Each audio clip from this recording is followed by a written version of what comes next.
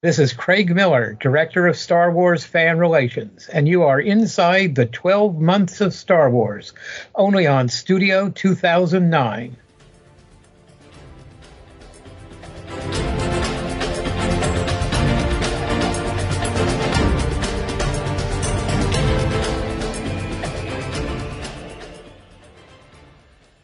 There is nothing wrong with your podcast player. Do not attempt to adjust the volume. Hello and welcome back into our studio. You are now inside Studio 2009, only on the Geekcast Radio Network. I'm, of course, TFG1Mike. Joining me once again, as always, Mr. Dave Draper. Hi, Dave. How are you? I'm well. I have friends everywhere. Yes, we have friends everywhere. That's right. Well, that was cool. Yeah, not me doing it, but it was cool in the show. Yeah. So cool. Today we head once again to a galaxy far, far away. That's right, we continue the 12 Months of Star Wars Spotlight as we make our way back to BBY2 for Andor Season 2. This is Part 3. We are going to be covering episodes 7 through 9 of Season 2 of Andor. If you compare these to the sequel trilogy, I will punch you in the nose. Yes, come to where you are and punch you. As long as we go to Steak and Shake after. It's inside. It must be right. That's right. We're Midwesterners, dude. Like, do you ever see Ebert on David Letterman? It is a whole conversation about Steak and Shake. Yep. Yeah, hilarious. Yeah, no, this is way better. There is no Force Awakens here. No. But I finally get it. Every section, it took me a while. Every section is a year leading up to what we eventually get to Rogue One. Yeah, to Star Wars, so which is the Battle of Yavin. Yep, 3, 2, 1. BY. Yep. Of BBY. Yep. So, was this... So how are we doing this? I forget. This is the last 3 episodes are good, but this is the heart of the thing. This is when shit gets real. Yeah, this is when shit gets real, and this is the best 3 episodes of this season. Yes. Yeah. And by the way, the entire season. Some people gripe about the first 3, but this entire season is super strong, and these are the best. This is the empire of the original trilogy. Oh, absolutely. Absolutely it is. Yeah. As I was watching this episode 7, Messenger, I was like, why couldn't you have that hotel suite, Disney? Like, that hotel suite that he goes into, the room he goes, I was like, hey, that's a nice hotel. Oh my God, look at that window. Are you talking about the Galactic Star Cruiser? Yeah. I mean, the whole thing was, even though these people run what do you call it? Like this is part of. I don't know if you ever watched the Jenny Nicholson. You should probably do an episode on the Jenny Nicholson talking about the Galactic Star Cruiser Hotel. Okay, it's like a 4-hour video on YouTube. It's amazing. Because she was a fangirl, but she did this thing and she just slaughtered them like a lamb to slaughter. And one of the things she points out is that Disney actually operates cruise lines. And that, like, a suite at the comparable price on an actual cruise ship is bigger than the imaginary suite on the Galactic Star Cruiser. Much bigger. Like, they're tiny. They screwed up everything about that. But yes, but I was gonna say that I mean, the Galactic Star Cruiser was supposed to be a cabin on a starship. But it would be a little less smaller, and then. I want to say a little less scenic, but like you could, the window could be a projection. You could be looking at there's beautiful crap in space. Yeah. You know, you could be looking at I can't remember the name, nebulas or planets. Like you could do the whole opening to any random Star Trek show. Just gorgeous stuff out there. Comets flying by, but it was just twinkly stars. Twinkly stars. Yep. It was everything about that hotel could be summed up as it was cheaper, except for the actual price. Yeah, cheap. But we really I'll send you the link, man. I mean, it's a couple years old now, but it's long, but it's in depth. And I think she edited. There was one part that blew my mind, and I think she edited that out because she knew she was wrong. Where She thought there were no fire exits in the hotel. Oh no! Which blew my mind, but it turns out there were. She just didn't know that. They were in the closets. There was a special closet you couldn't put your stuff in, and it was supposed to be like she thought that you were supposed to hide in there if there was a fire. And I'm like, oh my god! But the exit was in the back of the closet. Oh, okay, yeah. It's kind of like when the turtles got out of the antique store. Kind of, but there's like literally a door that's hidden because they don't want to break the theme. But they do have a sign up in the closet saying, "Don't put anything in here in case of fire." It's just like we're going from the zenith of Disney Star Wars to the depth of Disney Star Wars talking about the hotel. Yeah. Let's get back to the zenith. Yeah, the sequence with the hotel was cool. The kid who I can't remember. What is the name of that occupation that the kid had? The young man who shows him the room and then tells him about the Tarkin Massacre, which was the original Gorman Massacre. Like if you the bellhop. Did I mention this? Bellhop. That's the word I couldn't come up with. I never go anywhere. But yeah, if you actually have a copy, if you pick up your copy, sir, of the West End Games Star Wars role-playing game Rebel Alliance sourcebook, you will find a reference to the Gorman Massacre, which talks about Tarkin landing his spaceship on the Gormans. And back then, that was what motivated Mon Mothma to quit the Senate and join the rebellion. But it's also like 15 years ago. 15 years BBY. So like the timing doesn't line up with the modern version. Right. And then they changed that for Rebels, where she does it, pretty much one BBY. Okay. The cool thing about Andor is it takes both of those and recontextual, like it makes both of them canon. It makes both of them fit. I love that they took this piece of trivia and this piece of trivia and made them both fit, even though they're contradictory. There were two Gorman. There was the Tarkin incident and the Gorman Massacre. That's cool. Yeah. That's very cool. I like when they. So we have 50. Oh God, what are we at now? We're not at 50 years. We're at 40. Not quite. We're at 48 years. 48 years of continuity for Star Wars. 48 years. Sort of. Keep in mind, we have flushed two different expanded universes out into space. Yes, there was the pre-90s expanded universe, which before Dark Empire and before the Thrawn trilogy, that all got flushed, and then there is everything up to Disney, and that got flushed. Yep. But we have 48 years since the original film. Yeah, since the original Star Wars. There's 48 years of stuff you can draw on. Yeah. There's 48 years of stuff you can draw on. If you wanted to streamline it and make it actually line up with the continuity of events so it makes sense. At this point, that's impossible. Okay, yeah, I understand that, but I don't mind them doing certain things, is my point. But I think at this point you've got to view the Disney continuity as its own thing, that you can take pieces from the original. Like, you can make the new stuff fit within the new framework. Yes. The old stuff, you can make some of the old stuff fit within the new framework. I mean, there's all kinds of fun stuff. Like, there's a meme out now, which makes me happy because I thought people forgot this, which is that after Phantom Menace, there's a comic book about Ki-Adi-Mundi, who's the Conehead Jedi. Okay. There's a comic book about him and his 3 wives and his 4 children, and all those children of his are just causing him problems. And then Attack of the Clones comes along. This is between Phantom Menace and Attack of the Clones. Right. And it's like, oh, wait, Jedi can't be married. Whoops. And then I love it. Every time that Lucas would do something that screwed up their thing, they would do backflips to make it fit.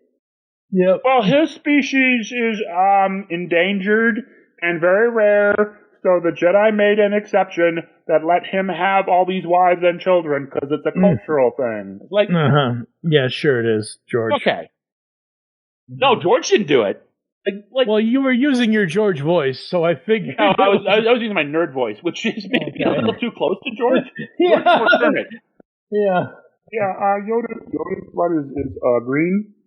Yeah. Okay. It was a little too Georgy, maybe, but yeah, I was just doing nerd stuff. Yeah. No, George George has always said that the movies are canon. Everything else is rumor. Is rumor, yeah. But George Lucas approved it. But George Lucas approved it. Approved the holiday special too. Hey, look, heaven forbid, whenever anything happens and he can't approve anything anymore, they're just gonna go nuts, and everything's gonna be canon. I'm just saying, it's not that he approved it; he cashed the check. There's a big difference. I understand that, but right, I hear what you're saying. I'm just saying, like, to these guys that are like, George approved it. It's like, no, George cashed the check. Yeah, I know. George cashed the check, so George technically doesn't have any say anymore. Oh well, no, I didn't mean. I meant before the sale. Yeah. Now he's sold at the Star. Now it's Disney approved it, and like I don't think now it's Kathleen approved it. I don't think anybody's. No. Kathleen approved it, so it must be. Well, I think there are some people. I don't know. Season 2. No. We gotta talk about that because you posted that thing about Tony Gilroy talked about how they spent an obscene amount of money on this show, which it's weird because this is like I am of completely two minds. They spent $650 million, I think, on both seasons. Yes. And on the one hand, that's ridiculous because there is no there's very little payback for this. Like I bought my steelbook copy of season 1, and if they release season 2, I will absolutely buy it in a heartbeat. Yep. It is one of the only reasons I still subscribe to Disney Plus was to get to this moment. There's another reason now that's kind of beyond my control. Yes. Other people are involved, but if they weren't involved, I would cancel it in a heartbeat. My point being that the amount of money they're getting out of me is not as much as there's not the return that you. The whole streaming system has revealed its huge flaw, which is that it's not a functional system for the entire industry. Movies make money, home video makes money, selling stuff to TV rights makes money, commercials make money, streaming makes not as much money. Yeah, no. And especially if you're spending movie budgets on TV shows. $650 million for 24 episodes. Now, and when I saw it, good. I was going to say at the same time, this may be my favorite TV show of all time, and I love it, and I literally get emotional by the end because it's so good. So it's sort of like I'm being indulged, and it's I realize it's bad, but for once in my life, people are giving me what I want, and it's how can I be upset? Exactly. It's I feel bad because I have a lot of people in my life who are huge Disney fans. Most people in my life are a huge Disney fan. I give two craps about Disney. Disney. I care because of Star Wars. I care a little bit because of Marvel. Less, but I care because of Marvel. But if Disney went down in flames, I would not shed a tear. Yeah, you don't care if the Little Mermaid drowns. No, but people get mad at me when I'm saying aside from Star Wars, I don't care. I have gotten yelled at for saying that. But honestly, if they just burn Disney Plus to give me Andor season 2, I'm okay with that. I'm not gonna be mad. Yeah. I got a masterpiece. I got genius. Yeah. I got indulged in every way I can possibly hope to. Yep. And if that screws over whatever nonsense they were going to do for Disney Plus down the road, if Disney Plus crumbles, good. There are too many. They all jumped on this model too quick. They didn't realize that it wasn't going to make. It's going to turn into cable 2.0, but more expensive. That's the thing, though. Yeah. That's the thing, though. It already is cable 2.0. It has been for the last couple of years, but. When Disney Plus debuted in 2019, that's when the streaming wars really ramped up. Because before then, you had Netflix, you had Hulu, you had a couple other things that kind of came and went and did other things with whatever. All the before it actually went to full streaming, all of the other, before Disney bought Fox, before this, before that, all of those cable channels had their own platforms, all of, separate from whatever. So you had to That's why I don't mind the conglomerate that is Disney. That's why I don't mind the conglomerate that is Warner Brothers or ABC or whatever, Time Warner, whatever the hell. Disney. What? Okay, you know what I mean. Okay, so there's Warner. But Warner has Paramount, which has CBS.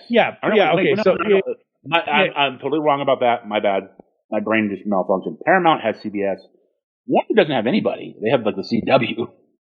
Okay, but the point is that you've got Disney, you've got Universal NBC. Universal NBC, shit. And Paramount and Warner's are struggling. Yeah, Paramount and Warner's are struggling, but you've got Paramount Plus, you got Disney Plus, you got. Let me just look at my phone. Well, there was Max, which is now HBO Max. Yeah, it was HBO Max. It was HBO Now, HBO Max. Now it was Max. Now it's back to HBO Max, which it still has not switched back to HBO Max yet. I don't know when it's supposed to. But all of my apps. Hulu was like a group effort. Yeah, between between everybody who Hulu wasn't Netflix. No, it was Hulu, wasn't it? Yeah, Hulu. It was Hulu, and then when Disney bought Fox, that screwed up the balance. No, when Disney. So Hulu originally was its own thing, but I think they were under ABC because they had most ABC programs, but they had a lot of other programs too, and then Disney bought them. So Hulu technically is its own thing. It's still what's the one? There was one that was like a group effort because when Disney bought Fox, they had to give Universal because they disrupted the balance. They had to give Universal billions of dollars. Epic Universe is built based on Disney buying Fox. Universal took that money and said, "Hey, let's do something cool with our monsters that we never use." Yeah, I don't know. It's something, but the point is there's so many that you and I can't even keep track of them. Exactly. But like when we first started, let's say 2009, 2010, 2011, mostly the war for streaming was Netflix and Hulu. Those were the two big ones. We had other things back then that don't exist anymore. Nowadays, in 2025, it's Disney Plus, Paramount Plus, Netflix, yada, yada, yada, all this other stuff. And it's just like cable. It's no different than cable. You pick and choose of what you want and what you want to pay for. For me personally, if a certain streaming service has something that I like, something that's already done, something that isn't currently doing new things like Andor or any of the Disney stuff, like I will pay for Disney Plus annually. I pay one price per year for all of that content. Great. As long as you don't remove any of the content that I like, sure, fine, awesome, great. That's awesome. I can go back and rewatch all the old stuff all I want because I'm an old man who likes nostalgia. That's awesome. And if you give me new stuff, great, cool. I'll check it out at some point or another. But here we are with Andor, Season 2, Episode 7. Okay. One of the things I like about this episode is it was what you would call prescient because Andor has a damaged shoulder. Yes. And I was like, oh, he has a damaged shoulder that won't heal. And at the time, I was like, oh, I have a damaged shoulder that won't heal. Exactly. I wish I had some random lady who worked in the kitchens who had force power. And that was kind of cool. They talked about force healers, like fate healers in real life. And Andor didn't trust them. And I have mixed feelings about that scene, but I kind of like it. I'm kind of like, it is interesting that this is the first time we've seen the force in Andor. Talked about. And she mentions his destiny, which of course is to be vaporized on Scarif. I don't quite put it that way, but it does set things into motion for Bix's later actions. She's more of a believer. And it is interesting. Like, I've always been annoyed, particularly in everything non-George Lucas about Star Wars, the way that they treat the Jedi and the Force. There's a bit, everybody hates The Last Jedi, but there is a bit there's stuff that I like about it with Luke, where he's like, the Force is not a power that you have. It's not about lifting rocks. Right. And the idea, like, it's one of the things I love about Rogue One, was that Chirrut believed he wasn't a Jedi, but he believed in the Force. And the Force had a role for him, too. And I do think everybody is not everybody. I do think too many Star Wars fans are focused on the space wizards and the laser swords. And the Force is not about the Jedi. The Force is the Force. The Jedi, and I could go into a whole elaborate thing about my theory about the Force and the Jedi. Because, I mean, the Jedi had to be wiped out. Why? Like this, Lucas has said that Anakin brought balance to the Force by wiping out the Jedi and the Sith. Why? How does that bring balance to the problem with Lucas is that this is a good idea, it's interesting, but he never tells you why the Force wants the Jedi. He just it's the will of the Force, and he's got to say it in interviews. He never figured that out. Like the narrative never tells you that's what Anakin's doing. Yeah, and the narrative tells you that Anakin's a meathead who kills all the Jedi, and then at the end becomes a good guy by killing the Emperor. And then he brings up this whole thing about the prophecy, but he never tells you. You literally never hear what the prophecy even is. Yeah. Or who said it. But I think it's because the Jedi forgot. Because there's one line of dialogue that Yoda has. I think Attack of the Clones where, these young Jedi these days, they're blah, blah, blah. And I think it's the Jedi were supposed to serve the Force. And by the time of the prequels, the Jedi saw themselves as the masters of the Force, which is kind of what the Sith were. Like they had become the Sith, but not as vicious. The Sith see the Force as a tool. Like Luke said, it's a tool. It's a power you have. It's a thing you use for your benefit. And I think the Jedi are kind of like that. Where they're like Qui-Gon. You're supposed to listen to the living Force and do what it tells you to do. And I think we talked about midichlorians and how this one guy thought that they were the drivers, and I think they're more like the GPS, where the midichlorians say that you're supposed to do this. And, you can either do that or not do that. And I think the Jedi had gone, I think it's interesting that one of Anakin's obsessions is being with a master, right? Mm-hmm. He's angry that he's not elevated to the title of master. He says to Obi-Wan, once I was with the loner, now I am the master. And I think the thing is, the point of the Force is that you're never the master of the Force. You're a servant. Yep. That's my pet theory, but it is... I can't remember how we got to this from the lady from the book lady who force healed Cassian. Well, because she force healed Cassian because she's not a Jedi. And my point is that she wasn't a Jedi, and she's not a Jedi. She's not a Sith Lord. She's not a nada. The point is that the Force can be used by anybody because it is not bound to either the Sith or the Jedi. It is a all-encompassing thing. Yeah, it's an it's kind of like we all have, it's an energy field created by all living things, which means we all have a right to it. Yes, exactly. And then the funny thing about that scene is, and I'm so stupid for thinking this, and all as I thought of when I saw that, and I was like, oh, that's funny in my own head. I equate that scene to the scene in Armageddon when the nurse comes out. She looks at Will Patton's character and he goes, because it's time to give its further blood test or medical test when they're going through all that before they can go drilling in the Armageddon movie. And he goes, oh, gee, lady, I just came here to drill. She holds up this giant ass needle. She goes, oh, funny, me too. I don't know why. But when I was watching that scene here in Andor episodes, I just got a kick out of that. But yeah, no, the Force is for everybody. It's not for just one or two different sects of people. Or literally families. Yeah. As the sequel trilogy will establish. Yes, the sequel Either trilogy. Skywalker or Palpatine. Again, that was one of the things I actually liked about Last Jedi. Was that Rey came from nothing. It was like the line from Ratatouille.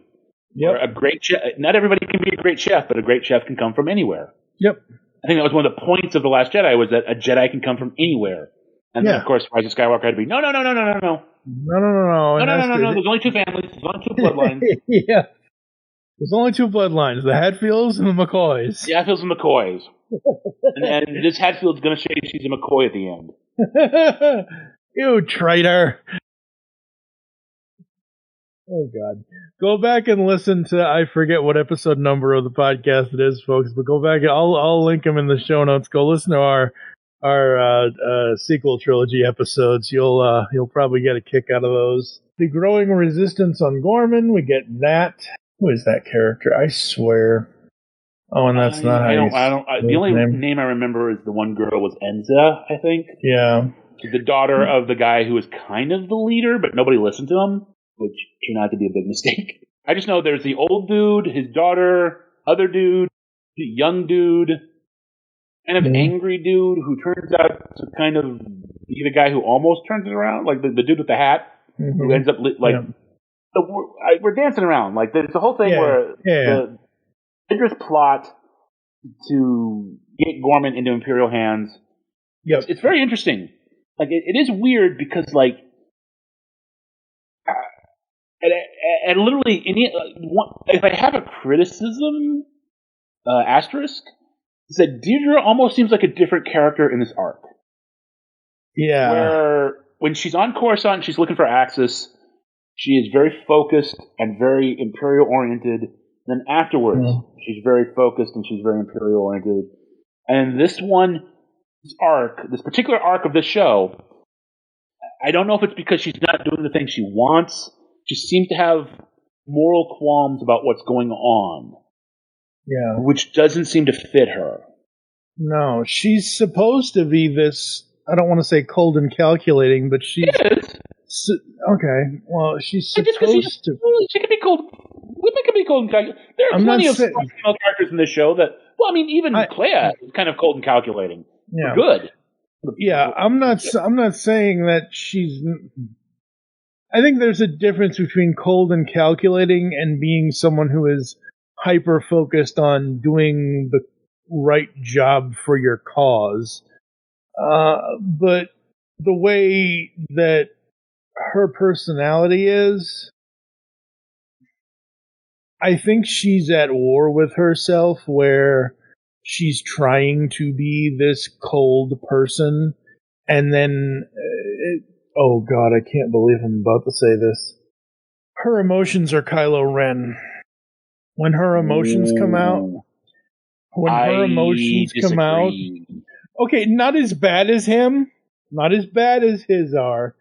His whole thing is he is completely ruled by his emotions, and she's not. She gets control of them immediately. The kayak flips over, and she gets it flipped over again. Yes, I agree. Kylo is like drowning. Right? No, I agree. But I'm saying that when she lets her emotions out, the way her emotions are similar. Like when she tugs on her uniform. Yes. I mean, Kylo destroys equipment.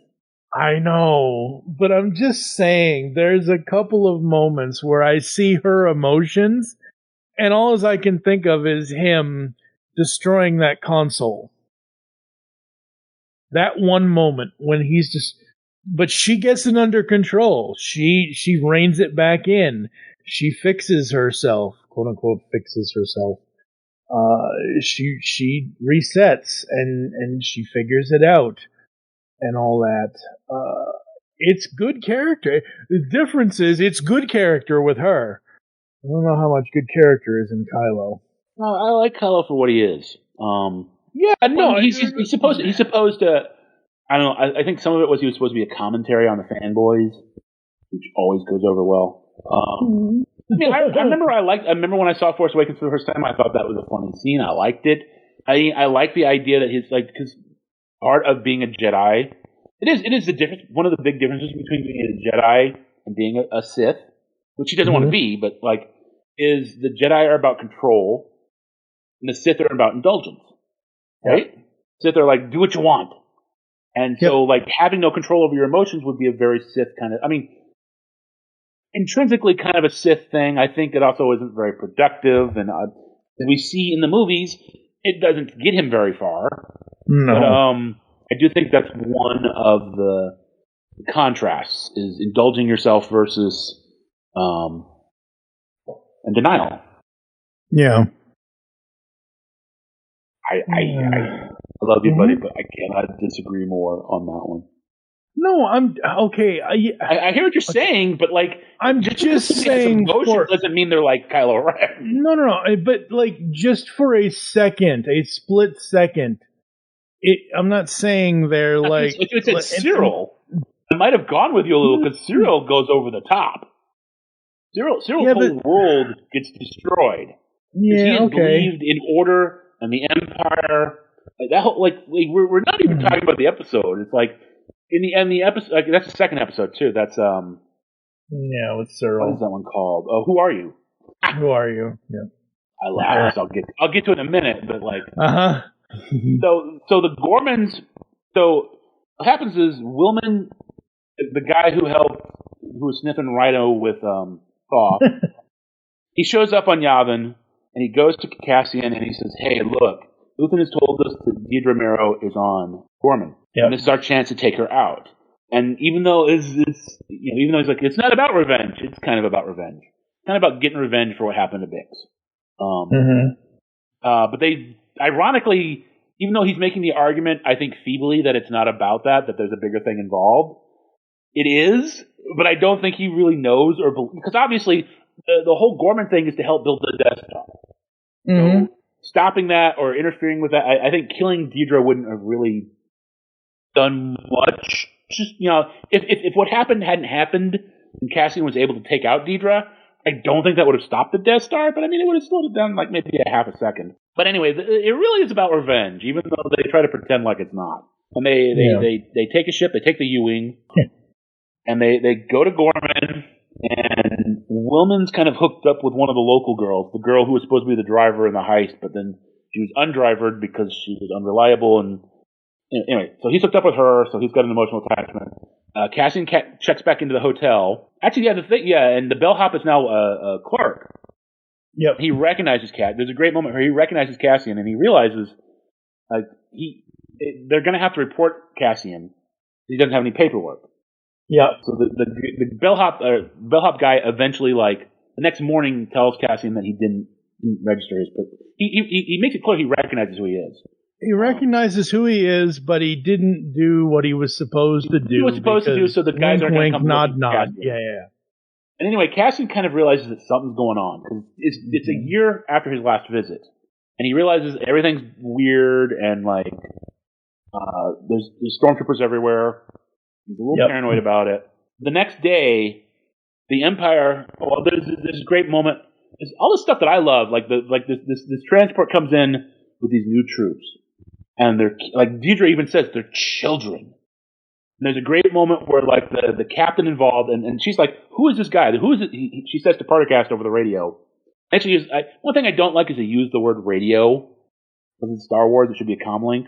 Yeah. Be a nerd. It should be comlink for. But they do use the word radio quite often, I noticed. But anyway, this Imperial captain has come down to coordinate the actual incident. She doesn't like it.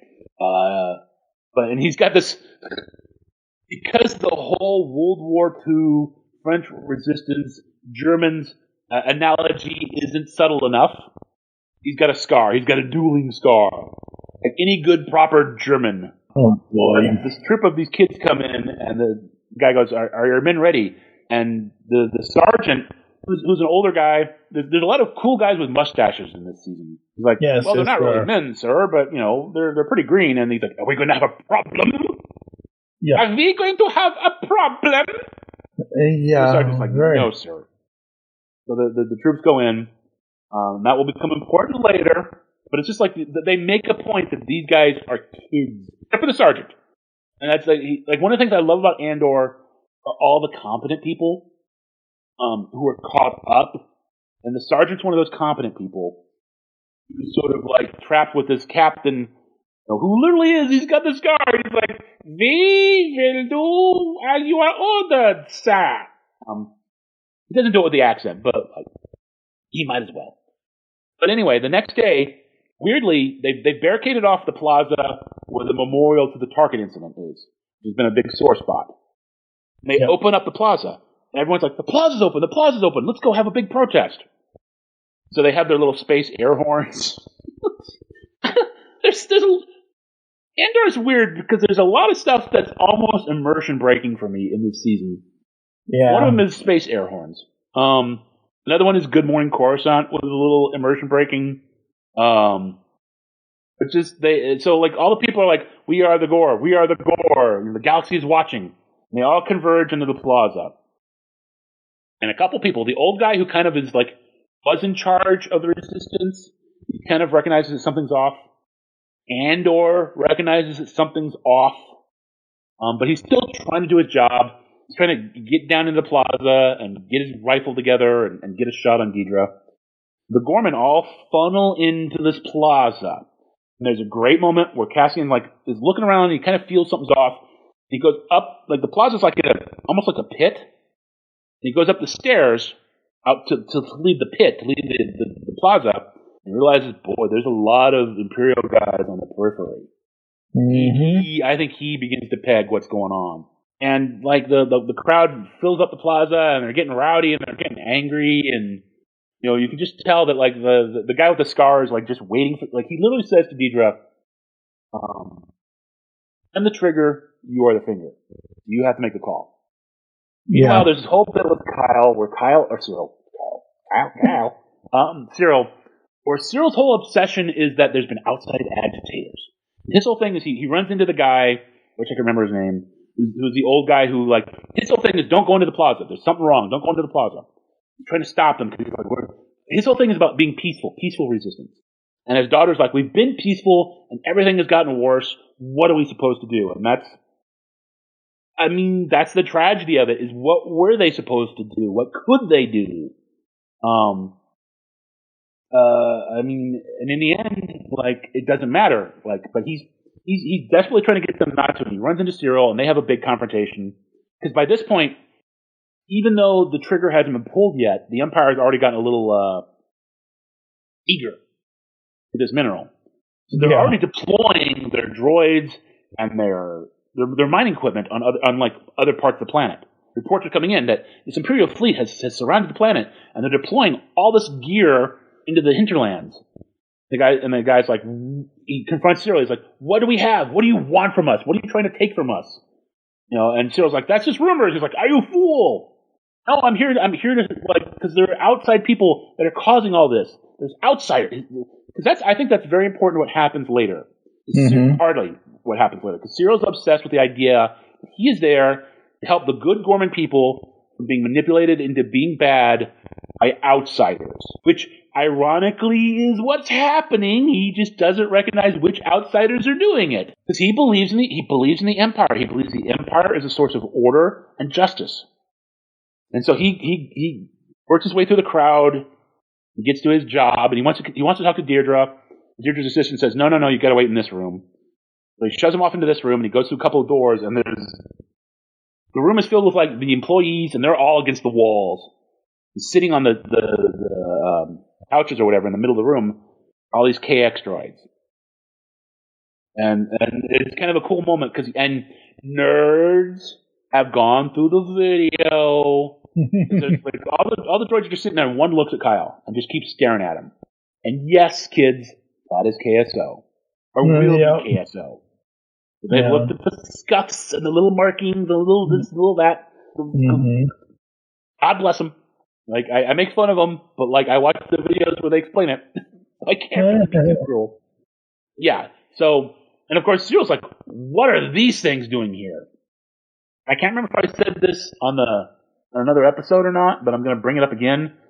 They are security droids because war droids, combat droids, are illegal. Yep. After the Clone Wars. Yep. So they're air quote security. We'll get to what they really are in a minute. Spoiler alert: monsters. Terrifying monsters. But anyway, like, the crowd's getting wild. Cassian keeps almost getting a shot on Deidre, and then she moves, and then he's like, Wilman's trying to find Cassian in the crowd. And then the guy I mentioned earlier, the guy with the beard and the hat, he kind of sees that everything's getting a little out of control. People are passing around weapons. People are passing around Molotov cocktails. And he takes off his hat and he starts singing the Gorman national anthem. The planetary anthem, I don't know. The Gorman anthem. Yeah. And the mood of the protest changes. And everyone starts, like, getting arm in arm. It's no longer about being angry. It's about being proud and loving where you're from. And they start singing, and it's very moving. And it kind of reminds me of the scene in Casablanca, where they have they literally have a fight between their national anthems, between the French national anthem and the German national anthem at the time, Deutschland über alles. It kind of reminds me, and I think I kind of think that's deliberate, because I mean the whole French thing the whole World War II thing is very on the nose. Yeah. And as everybody's kind of getting together, Cyril sneaks into Deirdre's office and confronts her, and he goes Kylo Ren on her ass. He grabs her by the throat and he's like, "Tell me what's going on." I think Deirdre is freaked out because Cyril has always been very hostile, particularly to the women in his life. The women in his life have always been very dominating. And Edie and Deirdre both kind of control him. And I think he kind of likes being controlled by them. It's comforting to him, but like he realizes that everything he's kind of been believing in is a lie. And he's really upset. So she tells him, she kind of, there's something in the dirt. I like how she says it. There's a mineral in the dirt, and we need it for something. And so he's like, okay, I'm done with you. He walks out and he leaves. He walks into the crowd. And this is where everything starts. This is where shit starts to get amazing. Because they close the doors, which is a metaphor. By which I mean, remember I said the plaza is like in a bowl, in a pit. And there are only so many exits. And all of a sudden you see stormtroopers coming down the stairs and like pushing everybody into the pit. And this will make you remember that stormtroopers are scary as fuck if you don't have the Force on your side. They march down the steps and everyone's like freaking out a little bit, but they're still singing. A TIE fighter will fly overhead and everybody will freeze for a minute, but they're still singing. It's still kind of peaceful. They're getting a little, the doors to the trap have closed. And Captain Scar, your men will clear a path to the monument. I keep doing a German accent. He doesn't have a German accent. He doesn't have a monocle either, but my God, I imagine him with a monocle. Yeah. And the sergeant guy's like, dude, these guys are green. This is crazy. He's like, do they have a problem? He's like, no, sir. So the sergeant gets his little baby recruits up to the crowd. They're pushing forward. The crowd starts pushing back. We start getting a little violent. Things start getting a little hairy. The crowds, and these guys are kids. People are throwing like rocks and fruit at them, and they're like, eh. And I think part of it is, we take umbrage sometimes to the idea that there are good people on both sides. And I'm not saying these kids are good per se, but they're kids. This might be the only job they could get in the Galactic Empire. Who knows? They're not the guy with the scar. They're not enjoying this. They're not doing it for any sort of like, we hate you, Gormans. It's just they join the Empire because they probably believed in it.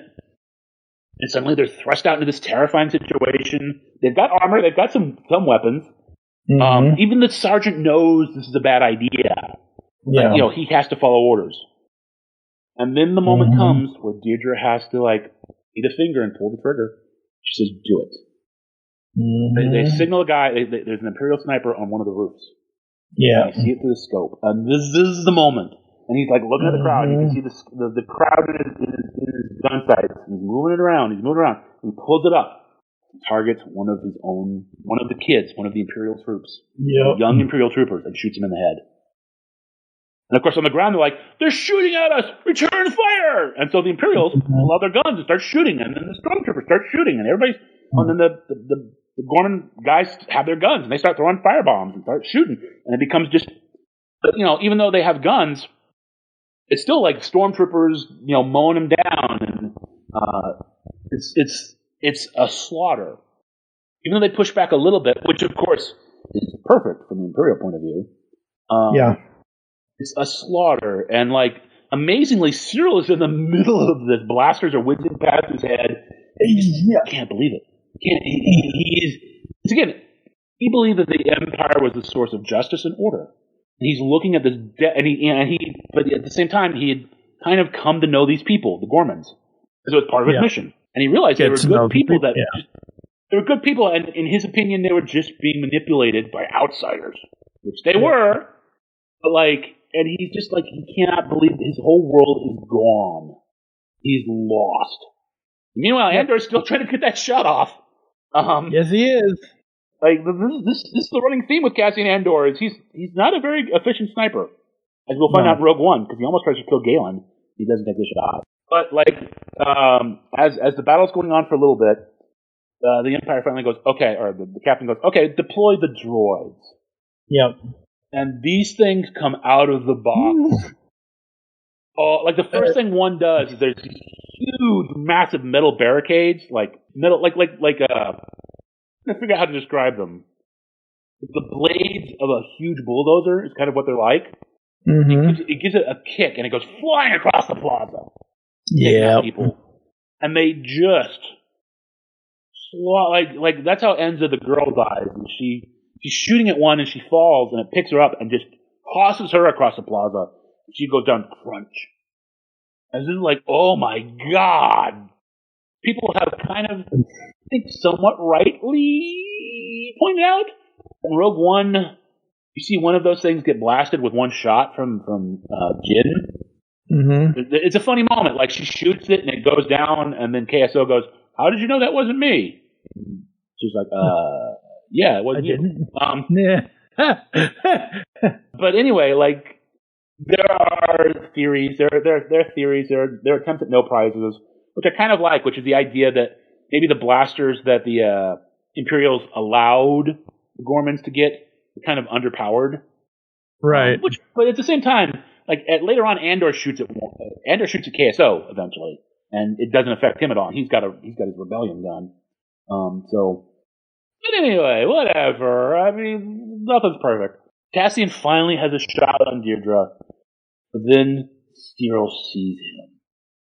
And I had said in the last episode that we recorded that I was really irritated that like Cassian was on Gorman at the same time that Cyril left Gorman. So I was like, oh, what would happen if they met each other? Well, this is what would happen. And here's my thing. This is why I keep pointing out the outside agitator thing. Cyril sees Cassian. And this is the guy he's been chasing since the beginning of season 1. And at the same time, he knows he's not a Gorman. Yeah. So, in my opinion, part of what happens is he goes, there's the guy. Everything that's wrong with his life, everything that's happening in that plaza is that guy's fault. Because he is an outside agitator. Mm-hmm. I was right all along. And he just goes full crazy berserker mode. Tackles Cassian. He tackles him, and he starts. They have a brutal fight, and Cyril actually does a lot better than you would expect him to. I think part of that is because he catches Cassian completely by surprise. Yeah. And in the moment, meanwhile, the bellhop guy has been throwing bombs, which is causing like chaos. Things are blowing up all over the place. But eventually, Cassian gets knocked down. Cyril gets his gun, points it at him, points Cassian's own gun at him. Cassian just looks right at him and goes, "Who are you?" And as I said earlier, Cyril's world had already been like nuked from orbit. Yep. But that just that breaks him. Like, that's my whole world. Everything that's wrong in my world revolves around this guy. He has no idea who I am. And it's just, you can see him. He's lowering the gun, and then he gets shot in the head. By the old guy who's the leader of the Gorman Resistance. Yep. What? But it's just that moment of, and I really think this is a great lesson for for people. You always kind of always remember the people that are bad to you, and they probably don't give you two thoughts. You know, you have a way of focusing on, that guy, and then that guy doesn't remember you at all. The bully from high school doesn't remember you at all. Yep. I'm not saying that Andor was a bully. I'm just saying you obsess about these people, and they have no idea who you are. Yeah, exactly. And it just, I think that's the last straw. I think, even though technically he gets killed, I think he was broken and destroyed before that. Who are you? And it's just so annoyed. It's like, who are you, man? Mm-hmm. What are you doing? And it's like, my whole world is revolved around you. Yep. It's almost a mercy that he gets shot in the head. Yeah. Cyril's dead, and so Cassian and Wilman have to escape somehow.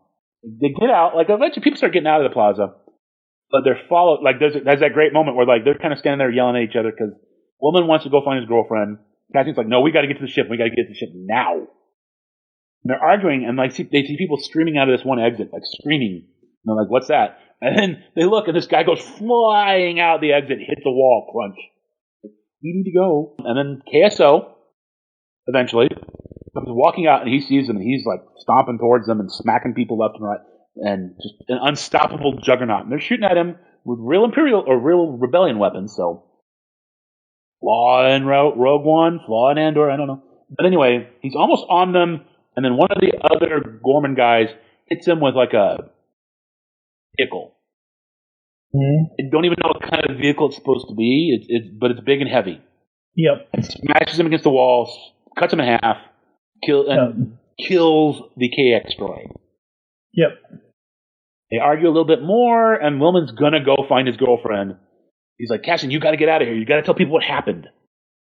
Yep. So Cassian says, okay, well, hang on. Help me with one thing. So they load up the wreckage of the KSO droid into the truck, and Cassian takes the truck out of town. He's listening to the radio. I roll. The local partisan radio is like, please help us. Please help. Why won't anyone help us? Please help. And of course, it's all being like scrambled or blocked or whatever. And it's just, as he's driving away towards the spaceship, like you can see him crying because like he has seen this horrible massacre. That's kind of, I can't remember. No. I can't remember if that's the end of the episode or if the stuff with Edie is the beginning of the next episode. I remember you were like, oh, I hate her. Oh, and I was like, oh, wait for it. They do cut to back to Coruscant. Edie and some of her friends are watching the reports of the massacre. She's crying because she must know that Cyril's dead. Her son is dead. Her son has been killed, and she's just heartbroken. And like, okay, I hope Mike got his. Hope Mike's happy. You know what I mean? Like, it's like, we hate this character. It's funny because we hate this character, and yet this is what makes this show great. You see that moment, and you're heartbroken for her. Her son has been murdered. Her son is dead, son. And even though she was a bitch to him, still her son. Like, it's still, you know, people are complicated. Life is complicated. Yeah. Absolutely. I didn't want something to happen to him. I wanted something to happen to her. You wanted something to happen to her. And something did happen to her. Yeah, but no. That's not... No. Flip-flop the role. I think that's the genius of the show. Is I always said about the funny thing about season 1 was you rooted for Dedra until that moment when she tortures Bix. Yep. Because you're like, she's up against this other guy in the ISB, and he's like competing with her, and you know, come on, girl's got to make it, you know, like let's go, girl. And then suddenly you realize, oh my god, she's a fucking monster, and I've been rooting for her. Like, and like with Edie, it's like, yeah, she's awful, and she's just constantly manipulating. And the thing is, I think, as annoying and awful as she is, it's always been kind of weird. I think it's been a toxic version of I want what's best for my son. Yeah. Because it's always about him doing better, getting better, trying to improve himself. Now, it's done in a very toxic, negating sort of way. I don't think it's helpful, but it's never been from a point of I want to knock you down because I don't like you. It's always been I want you to be better. I'm just bad at how I try to go about doing that. This is the genius of this show, and we've still got one more episode. Yeah. The cycle's over. It's another good one. Yes, another good one. The Gorman Massacre is like it's being flipped. The Empire, or not the Empire, well, the Empire, the Galactic Empire, as opposed to the government, I mean the people, are being told that those stinking Gormans. Remember, there's been this whole PR campaign. The Ministry of Enlightenment has been working overtime to make people dislike the Gormans. They're spiders. They're sneaky little, selfish, and they're arrogant, and they just think about themselves. And now they've attacked an Imperial outpost, or Imperial whatever. They've killed Imperial citizens. People from Coruscant have been killed. You know, what a bunch of bastards. And of course, Mon Mothma knows the truth. Or she doesn't know the truth. She knows something is not right. She knows that the Gormans aren't like that. Yeah. There's a scene where the Gorman senator gets dragged out of the Senate by stormtroopers, and like other senators were like, "There are Imperial stormtroopers in the Senate. This is unacceptable." I'm like, Spunky, wait a year.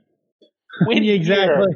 Wait 1 year, and then like I think you're gonna Yeah, then you're going to be Imperial citizen rather than Imperial senator.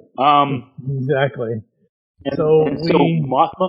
Okay, go on. I was going to say, we welcome you to the rebellion. And it's weird because I know he says that line, but I missed it. I'm not sure I can do this. Welcome to the rebellion. What? The second watch through. So Mon wants to make a speech, and this is actually there's that episode of Rebels where you saw part of it. It was different though. You saw part of that speech. She wants to make a speech condemning the Gorman Massacre, but of course they're never going to let her speak. And this is where Benjamin Bratt, I think, really steps up. Absolutely. Because he's got a plan. He's also got, but also, like, when she makes a speech, they got to get out of Dodge. Oh, yeah. Like, they got to leave. So he's like, I'm going to have my guys pick you up. You know, we'll get you that speech, but, you know, you got to be ready to go. We got to be packed. Meanwhile, Luthen goes, there's a great scene between Luthen and Mom where he's like, you can't trust Bale's people. They've been compromised. I'm going to send my guy. You trust him. Code word is, I have friends everywhere. And Mon's like, can I trust you? What happened to Tay, who's the banker guy who got killed at the end of the third episode? Like, you never see him die, but like... He's dead. I posted on Facebook, yeah, he got sent upstate to live on a farm with other bankers where he can run and play all day. He got killed. And she's like, I'm more afraid of you than I am of them. Like, because I know all this stuff. And if I get arrested... You know, everything is screwed. Like, are you gonna put me in a car and take me off to a farm upstate? Didn't say it that way, but you know. So there's this great tension where she trusts Bale. She does not trust, and Luthen said specifically, "I know this guy. I trust this guy." It's very important because later on, right before the speech, Bale's like, "Okay, I'm gonna send my people," and she's like, "Do you know them?" He goes, "No." I think that's important, and then there's this great moment where, like, they're giving these speeches, and of course, all the speeches are condemning the Gormans. These murderers, these scum, they've killed innocent people. They're not even, you know. And another senator yields her time to Bale. I think part of it is it had to be Bale, because if you remember the prequels, Bale was actually pretty close to Palpatine. Yep. Back during the war. Like, he was on that balcony when they were watching the troops muster at the end of Attack of the Clones. Oh, yes, he was. Wasn't happy about it, but he was right there beside Palpatine. I really think, even though they don't make a big deal out of that, I think that's a subtle thing. Bale was always kind of, you know, he was playing a part. Yeah, like he was always close he was to Palpatine. still there. Yeah, and I also wonder if that isn't like retroactively part of the Alderaan thing. I don't know. I mean, who knows? But because I mean, it is kind of flippant for Tarkin to blow up a major planet. But Bale does this amazing legal shenanigans of, well, you know, all these senators are saying it's an emergency, and according to the Emergency Blah Blah Blah Act, and according to this rule, and according to this subsect B and C, and, you know, because these guys say it's an emergency, and because we passed this law about emergencies, I am legally able to give the floor to Mon Mothma. It's great. I can't do it justice. It's so weaselly, legally, but it's beautiful. And then she goes out and she gives this speech about there's more stuff that happened where she finds out that her aide has actually been working for Luthen for a long time. Yeah, upsets her. And as she gets out to give the speech, we around the time we see Cassian going into the Senate building, and he's basically using the same cover he did on Gorman. Yeah. And there's also three other guys who are Bale's guys. And one of them kind of goes off by herself, and she starts radioing in to the ISB, because she is a double agent. Dun, dun, dun. Yeah. One of the other guys is like, hey, what are you doing? And she's like, nothing. She's like, the guy's like, let me see that. And she shoots him. Yep. So when she hooks up with the third guy, he's like, where's Guy B? And she's like, I thought he was with you. But we do know that Bale's people have been compromised. Cassian kind of like gets in, and he kind of gets through the assistant guy who works for Luthen. Mon's assistant who works for Luthen gets him through some of the security or whatever. Gets him to this one area. Gets him to the place like right where the Senate pods, the corridor where you come out into after you get off the Senate pod. Yep. She gives a speech, and meanwhile the ISB is like, shut it down. And the guy at the Senate building's like, okay, I got to go into this room, and the room's locked. He's like, why is this room locked? And these two techs are like, well, he's like, it's been unlocked all year. It's like, yeah, we got yelled at about that. Where's the key? Well, it's in the security office way up there where we were told to put it. And, like, they're being real, like, you can tell that they've done this on purpose, and they're really happy that they're following all the protocols they were yelled at about. And it's really inconvenient now for them. Yep. So he runs to get the key, and they're trying to shut down the speech, and it literally ends with the monster saying, the monster will come for us all. And the monster's name is Emperor Palpatine. And right then, the guy finally is able to shut down the broadcast. The loss of an objective reality is perhaps the most dangerous. The death of truth is the ultimate victory of evil. When truth leaves us, when we let it slip away, when it is ripped from our hands, we become vulnerable to the appetite of whatever monster screams the loudest. I don't care if you have to cut power to the whole chamber. Get her off the air! This chamber's hold on the truth was finally lost on the Gorman Plaza. What took place yesterday, what happened yesterday on Gorman was unprovoked genocide. Yes, genocide. And that truth has been exiled from this chamber. And the monster screaming the loudest, the monster Eve helped create, the monster who will come for us all soon enough, is Emperor Palpatine.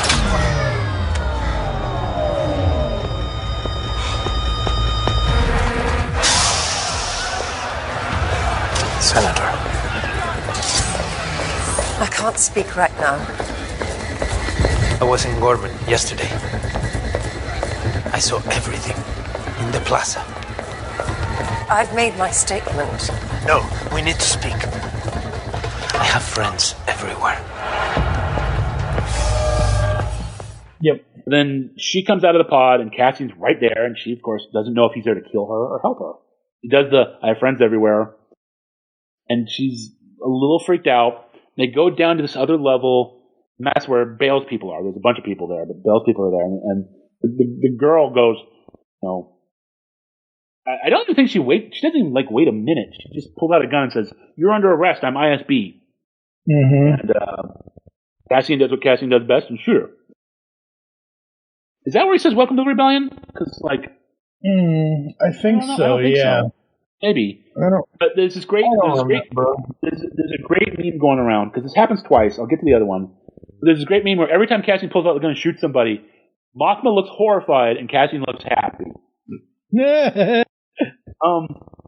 But so the third guy is like, oh my god, I had no idea she was ISB. Don't shoot me, don't shoot me. And meanwhile, her assistant, who worked for Luthen, is also there with a gun.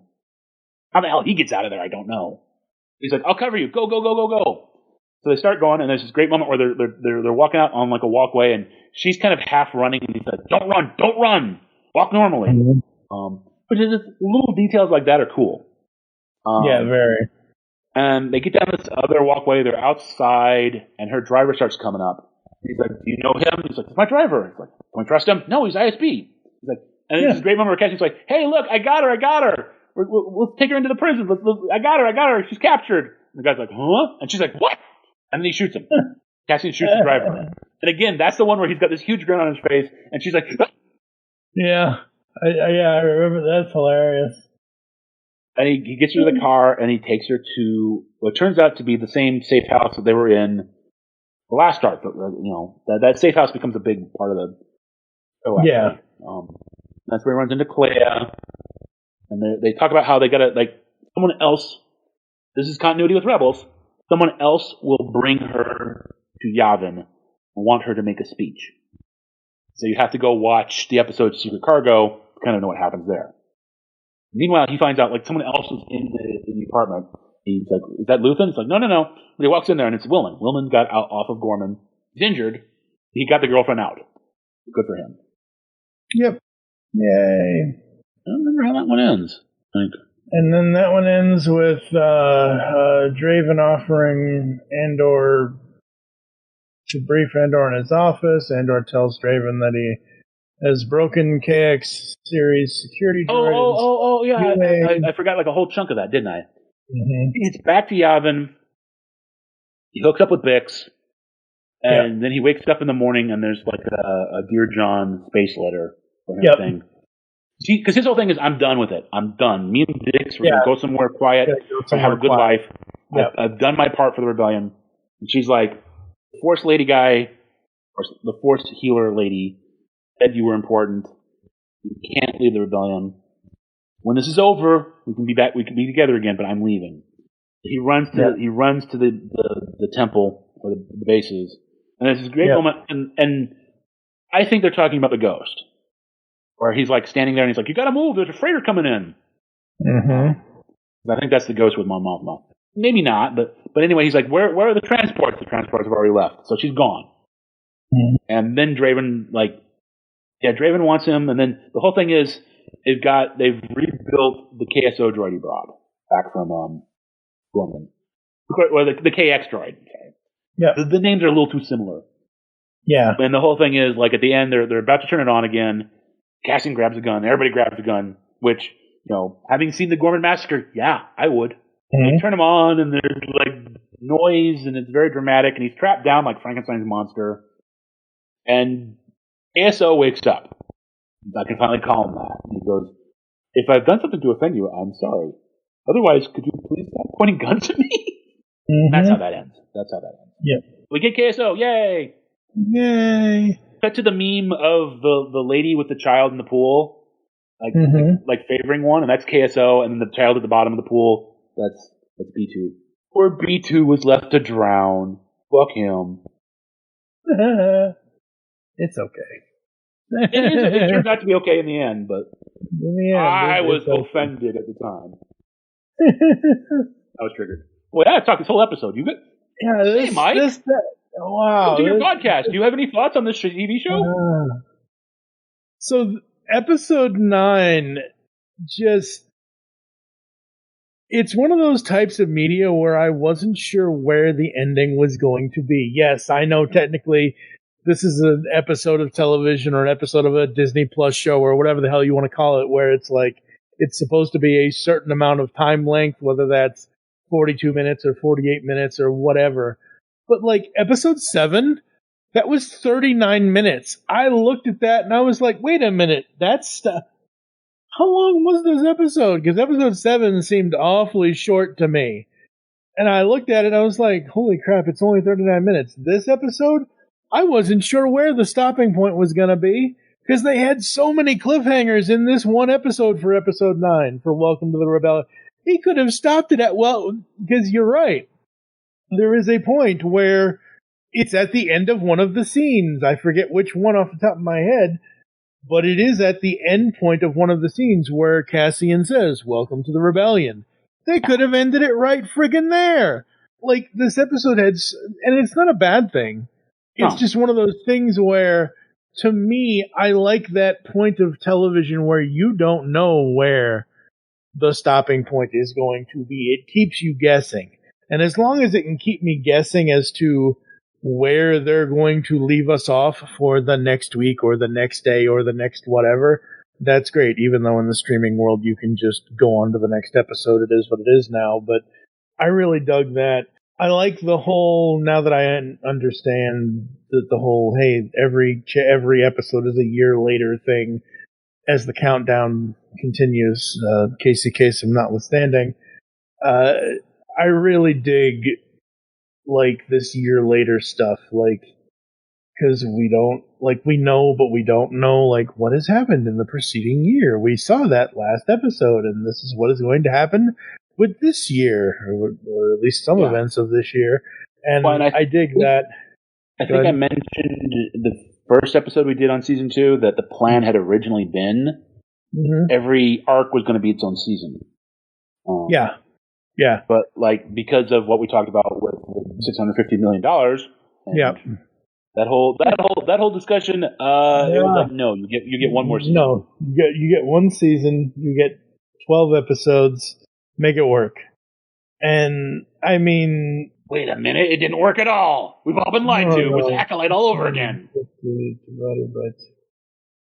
So that's $325 million per season. Which is... They did a lot. You can get like an Avengers movie for that. Yeah. But they did a lot in that first season, and they did a lot here in the... Wow. Oh, like... yeah, on the one hand, yeah, I'm a happy boy because I got it was spent on the thing that I like, but you cannot argue. You cannot argue that there's not a dime that's not on the screen. Right? Oh no! Oh yeah! I'm not arguing with you. I'm saying the acting is top notch. They have real sets as opposed to the volume. The special effects all look movie quality. Yeah, absolutely.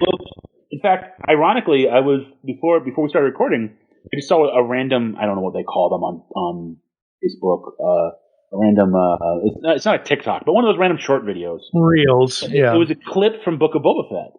Okay. And I kind of started watching it, and it was like, this, like, literally looks like a sitcom, like the filming, the look of it. Looked like, no, but I'm not even, like, trying to, like, beat up on Book of Boba Fett. It's just, it looked like a sitcom. And this looks like money. A movie. Yeah, this looks like, Season 2 of Andor was made to be 3 films. Or whatever, however, 4 films. Show them in theaters, some of them. Cool. And hell yeah, I will. Yeah. I will happily go see it in the theaters. Yeah. Especially. This one in particular, like this arc in particular, as we said, is the best one of the. Gorman Massacre is amazing. Yeah. I mean, it's heartbreaking. It's terrible. But like, you know, people are like, the Stormtroopers are scary again. It's like, yeah, like the Empire's terrifying. And it's just that moment where the sniper tags the kid. His own guy. Yeah. That's what you're dealing with. Because the Gorman aren't taking the bait. As provoked as they are, one guy had the presence of mind to try to bring them back, the guy with the hat and the beard, but actually screwed up the heist earlier. Got killed. Like, he's the guy who's like, we can't do this. We have to be peaceful. We have to remember who we are. Yep. And the Empire is prepared for it. Yeah, I would say the middle 2 sections, parts 2 and part 3, 4, 5, 6, 7, 8, and 9, they're the 2 best sections. I mean, even the last section that we're going to talk about next time is great. But, man, like I said last time in the previous episode, the end of episode 6 is by far, like, I just was not expecting that ending to episode 6. The ending to episode 6 is when she gets her revenge on... Oh yeah, on the dock. They blow up yeah. So, which is funny because this article actually talks about all of that. The article I'll post the Variety article about the $650 million for both seasons. I'll post that in the show notes, folks. But this Variety article does talk about that because they talk about how, as you mentioned, I believe you mentioned this in our season 1 discussion, where it was not supposed to be fight the Empire. They were fighting for fuck the Empire. Yes. They wanted fuck the Empire in there, and that was never going to happen. So the article goes through and it talks about how, like, the brothel, opening up season 2 at the brothel, and how much they could get away with, and what Disney would let them get away with, and what Star Wars would let them get away with, and things like that. This article is is such an interesting read. So yeah, folks. We did get a shit. Yes, we did get a shit this time, because Bale says, like, wreck the shit out of this place. Come on, Mom. Yeah, exactly. Yeah, absolutely. Anything else you would like to say about episodes 7 I feel I have talked for what, like an hour? Hey, I just let you go. You know, this is your. This is my. I loved it. I mean, there's not much more I can add to what you're saying. Most of the time I'm in agreement with what you're saying, and I really enjoyed the hell out of it. I think I've got a few more notes for the next 3 next time. You know, it is like I think I said this the last episode, and I'll say it again, and I'll say it for the next episode, but. it's just the fact that it's not Star Warsy. I almost like people take that as a negative, and I disagree. I think this is a show you could show non-Star Wars fans, and I think if you can get past the first 3 episodes, which have a few issues, like I think they have issues. If you're not looking at it like a hyper fan, looking for all the details and all the connective tissue. I think if you're just watching it for entertainment value, then the first 3 episodes are going to be a little bit of a strain your patience. But it's not good Star Wars. It's good. Period. It is a masterpiece, regardless of franchise. You know, and even though it makes my skin crawl every time I have to say this, you got to thank Kathleen Kennedy. Like she gave us a goddamn masterpiece. I keep hearing the report that she's waiting to go out on a high note. No, you will never get better than this. Exactly. What are you going to give this arc of season 2, 0 to 5 with half points? 5. Like how high does it go? 5. Yeah. So it's a 5, folks. You're going to hear some podcast ads and some other stuff. We'll come back to close the show right after this. Have we met? It's possible. I have friends everywhere. Hello, geeks and geekettes! Looking for a podcast that covers a vast array of topics? Then check out Altered Geek Unleashed, where we discuss our thoughts on this week's geeky news, tech, gaming, television shows, movies, cartoons, comics, and more. So, get altered, get geeky with the Altered Geeks. Every Friday on the Geekcast Radio Network. Are you missing entertainment in your life? Welcome to Captain Ruggles Gaming.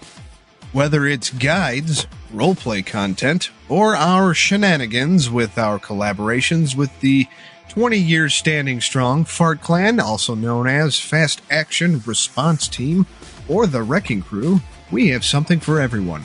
So join us when we traverse the cosmos of space games, survive the undead in zombie games, or just having fun in first-person shooters or random indie games.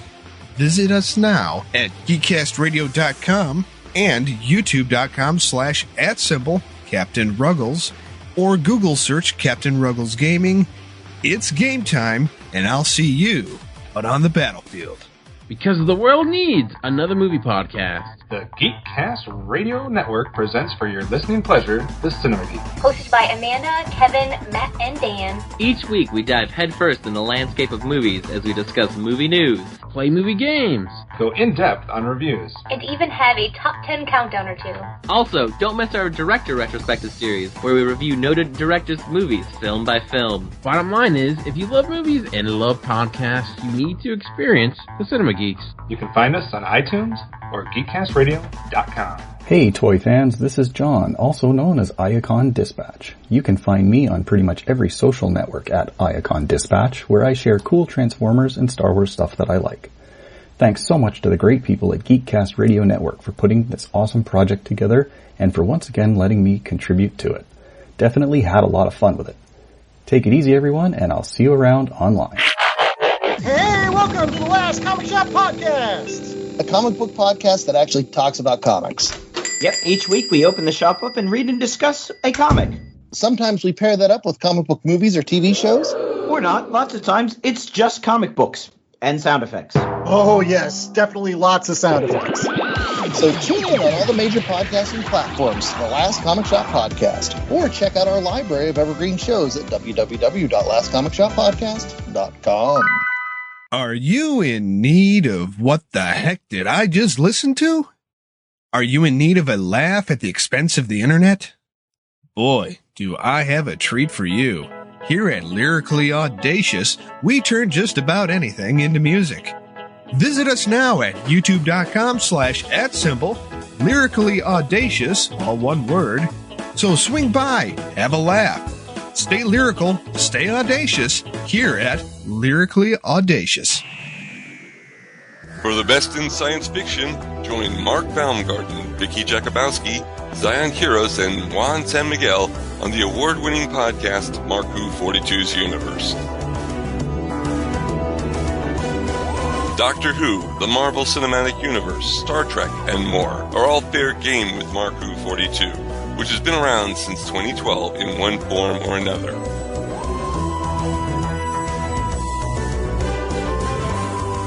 Marku 42's Universe is proud to be a part of Geekcast Radio Network, the best place to get your geek on.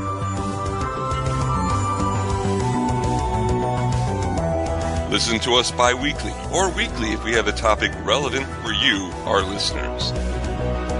Marku 42 on Geekcast Radio Network, a match made in a galaxy near you.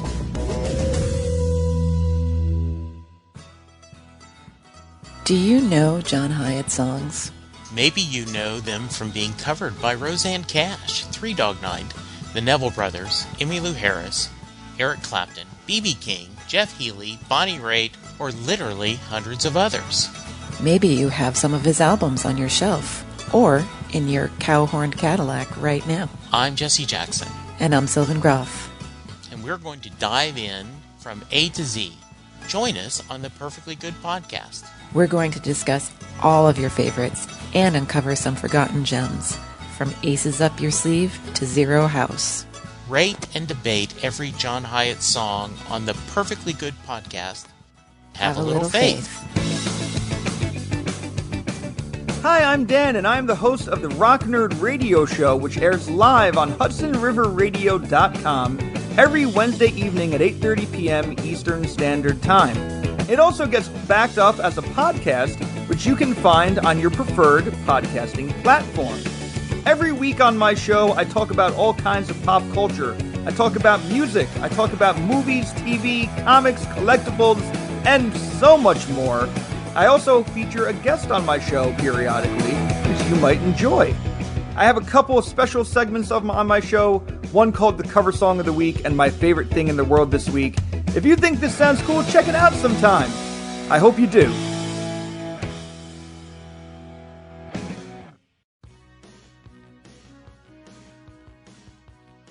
Hi there, Boss fans. My name is Jesse Jackson, and I'm the host of Set Listing Bruce, a Bruce Springsteen fan podcast.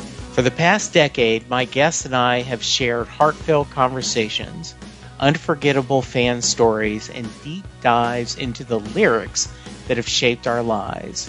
From the passionate debates over sways and waves, deciding on if Mary gets in the car or not, to deep dives from greetings to letter to you. We've covered it all because Springsteen isn't just music. He is a great companion on this part of the ride. So grab your suitcase and your ticket, put on your favorite Springsteen t-shirt, and join me for our 10th anniversary year. Set Listing Bruce, 10 years strong and still making our way to the land of hope and dreams.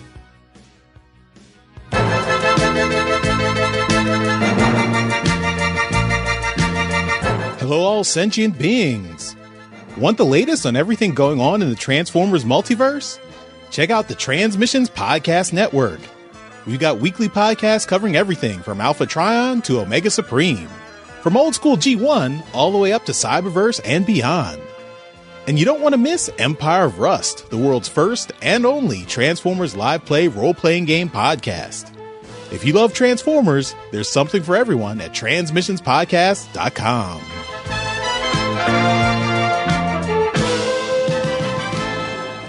Discover a world of vintage and modern toys that's more than meets the eye with the Triple Takeover Toycast. Hosted by toy writers and photographers Toybox Soapbox, 6.0 and TF Square 1, this informal and chilled out series of discussions cover everything from vintage Transformers to Mask, Diaclone, Microman and more, be it nostalgic or current. Whether you're a seasoned collector or a casual robot enthusiast, all are welcome. Triple Takeover Toycast. On the Simplistic Reviews podcast, we talk movies. We talk TV. We talk... Hello, Julie, what the heck are you doing? Trying to make our spots sound more exciting by adding explosions. Yeah, I'm pretty sure you could have got the point across with sound effects, not the real thing. Download the show on iTunes or at simplisticreviews.blogspot.com. I'm sure your insurance company will cover that. No, they won't. No, they probably won't. Take your shirt off. Don't tell me it's better. Turn around. I'm gonna be late. What's more important?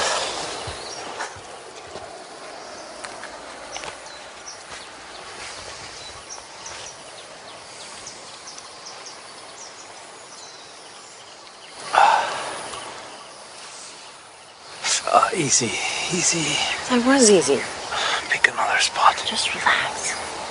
Yeah? What are you gonna do? Anything I want. Alright, folks, we are back here inside Studio 2009. This is episode 158. Star Wars Andor Season 2, Episodes 7 and 9. We're just going to run through the closings, folks, because we got to get to recording to the next episode. Thank you for joining us here inside Studio 2009. If you'd like to get in contact with us or leave feedback for the show, there are several ways to do so. Visit the website, geekcastradio.com, where you can listen to and comment on all of our content. You can also purchase things at shop.geekcastradio.com, like t-shirts and mugs and all kinds of good stuff over there as well.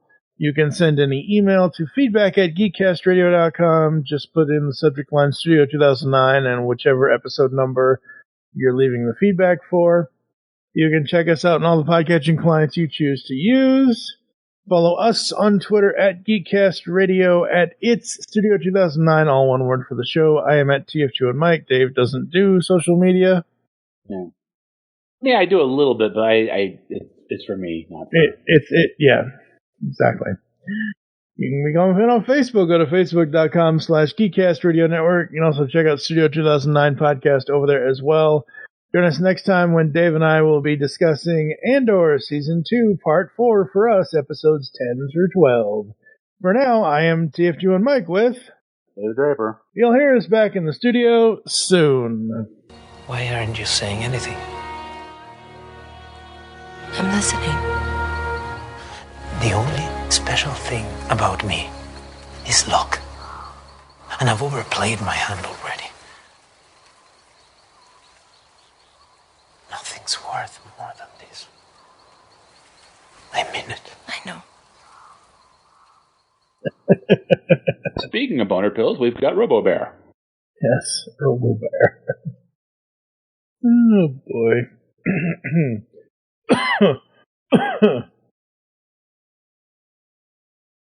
Oh, did you know that our recording starts in 22 minutes? Mm-hmm. That phone is very, very useful. Yes, it is. Oh, crap, that reminds me. Thank you for reminding me about that. Did I already turn that off? Turning off your phone? Yeah. Well, no, I turned my phone off, but I want to make sure I turn the alarm off, because the alarm, even with my phone in silent, sleep, do not disturb, whatever mode, if the alarm's on, the alarm will go off. Yep. Oh, it is on. I mean, can you really fault it? No.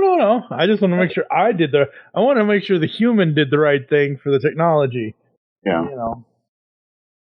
I want to make sure the actual intelligence, what little intelligence I have, actually turned off the artificial intelligence. And the scary thing is, I think we're some of the smart ones. Well, yeah. And I'm an idiot. So well, I've been saying this for the last couple of years now. I actually prefer actual intelligence to artificial intelligence, because the artificial intelligence isn't smart enough yet. No. Artificial intelligence is like SMRT. The problem is when it starts burning down the house to get rid of the old diploma. The GED. Yeah. Yep. The old GED. That's right. Hello. If I've offended you, I apologize. If not, I'd appreciate you pointing that elsewhere.